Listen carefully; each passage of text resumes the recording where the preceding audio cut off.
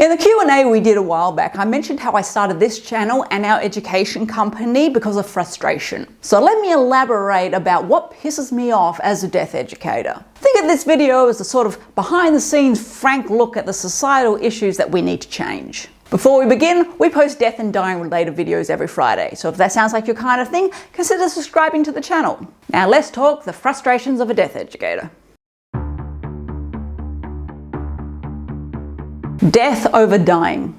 There are people who claim that they have conquered their fear of death and then become quite preachy about it because they can now talk about being dead, i.e. funerals, wills, body disposal, autopsies, the stuff that happens after you're dead. And yet you mention the actual dying part and they get rattled. And you do see that the majority of death-related channels that do really well are focused on the post-death angle. And that's no hate towards those creators, we all love those channels. But it is interesting on a psychological level that not many people are talking about the dying part that you will actually be around for. And I get it. Things like funerals are something you can control, kind of. They're more stable. Autopsies and body disposal don't really mean anything when you won't be there to complain about it. But you never know when or how you will die. There are so many factors to consider and you get overwhelmed, so people don't bother trying to talk about it. Talking about the post-death stuff is great. It's a basic start, the first steps in overcoming your death anxiety, but it won't relieve it until you go further on your journey of acceptance. Which leads me to my next point. Flippant attitudes. The whole just shoot me or just dump my body thing. People who say this are deflecting their discomfort. They don't really mean it, as evidenced by the fact that if you actually did poke a gun at them, they wouldn't be thrilled. They also know damn well that these things can't be done legally. By saying they don't care what happens, it cuts the conversation off and they don't need to deal with it. Nor do they have to put any effort into making plans. And if you do push slightly, they get defensive and agitated. And most of them don't realize they're doing it. But we've said it before, if someone is insecure about something, they will become highly defensive and lash out about it. But by doing so, they are disregarding the grief and stress that they are causing others, not to mention the practicalities of it all.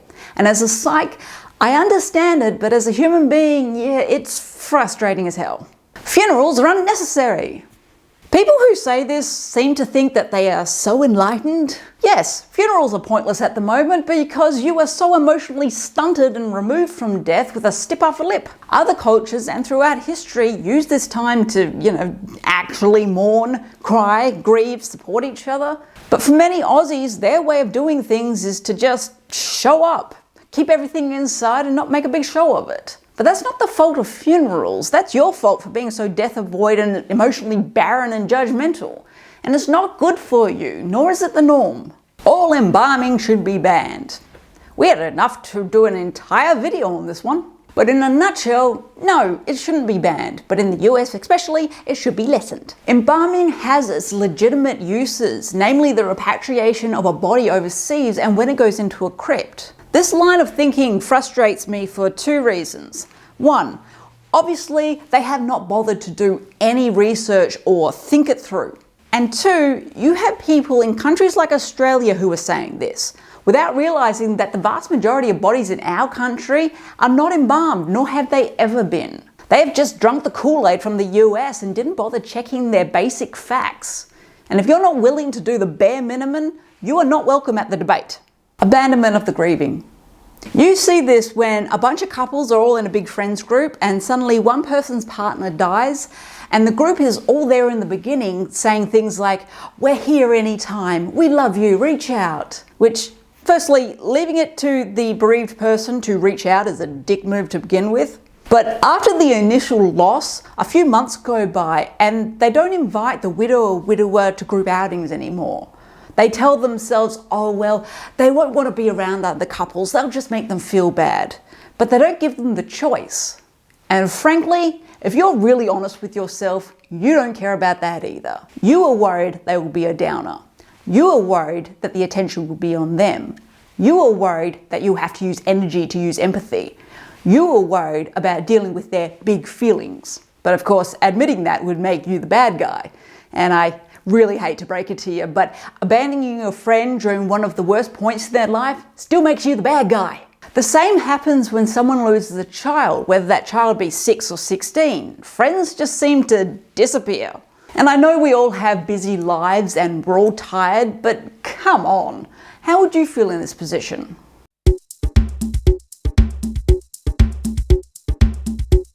Abandonment of the elderly and terminally ill. This is similar to the last point in that these people just can't be bothered to care, which would be fine if the dying or elderly person was like their brother's neighbour or something, but not so if they are immediate family members with who you have an otherwise good relationship with. And again, I get it, we're all busy and tired, but that does not mean that this is okay in the slightest. And these people will have many excuses, of which I'm sure we'll hear in the comments. But if that person was good to you, you should be good to them. It's that simple. Get off your ass and go help your elderly parents. And if you abandon someone who is terminally ill, I really hope there's a hell, because there will be a special place down there for you to burn. Lack of death education in medical schools. When I say medical school, I mean university or TAFE courses where students are training to be doctors, nurses, paramedics, or other medical professionals, but mainly the first two. Yes, those jobs are about keeping people alive, but human beings are not machines. You will not save everyone, and sometimes you shouldn't be keeping someone alive just because you can. And if that sounds familiar, yeah, that's because we've done 3 videos on the topic. This is why our company pushes to go into TAFEs and universities to make students aware of the ethics around dying, the laws such as voluntary assisted dying and advanced care directives, how to handle the death of a patient and their families, and to not see death as a professional failure. And no, most of these topics aren't mentioned in these medical training courses.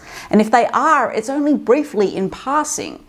And the outcome isn't good for the medical professional or their future patients. And I'm not going to lie, it's a little unnerving when students come up to you after you've done a talk saying that they had no idea about these issues and the implications that they could have before they heard that talk. How this isn't in the curriculum after all these years, I don't know. And if you were at medical school in a different country outside of Australia, can you let us know in the comments your experience learning about this kind of stuff during training? Telling a dying person to fight.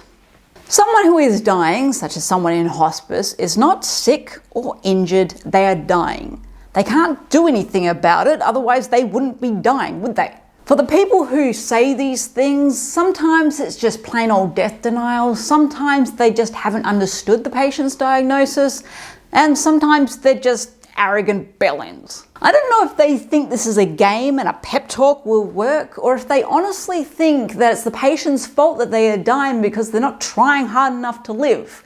Sometimes it's really hard to say. But just know, if this is you, the staff see you, we hear you, and we are judging you. Cemeteries should be banned. Another one of those all or nothing beliefs where people think their shower thought is groundbreaking. Cemeteries should not be banned, and they never will be. I hate to break it to you, but your brilliant land management scheme has many holes in it. So go back and check out last week's video to find out what those holes are. And maybe work on your thinking skills and go read a couple history books. Widowed parents forcing a new parent onto their kids. On one hand, it amazes me how dense some people can be. But on the other hand, I've met people, so I don't find it so surprising that these people would completely ignore their child's grief and instead try to make their life as easy as possible. Research shows that the vast majority who do this are men, more specifically, men whose late wives used to do everything related to the home and children. They can't fathom now having to do all that heavy lifting themselves, so they bring a new woman into the house and say, "Hey kids, I got you a new mum." This is often done incredibly soon after the mother has died, because why wait to get a new maid you can hump, right? Naturally, this rarely works out how they think it will. Their kids aren't grateful for their new mummy and often choose to go no contact with their father when they get older. And who can blame them?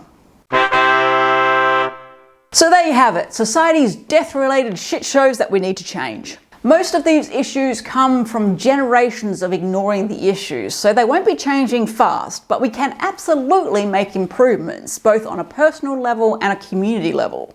With that in mind, you can book an online consult with us at any time to discuss a death-related matter that you need help with. Our website is in the description. And let us know in the comments what death-related issue really pisses you off. And with that, go talk death.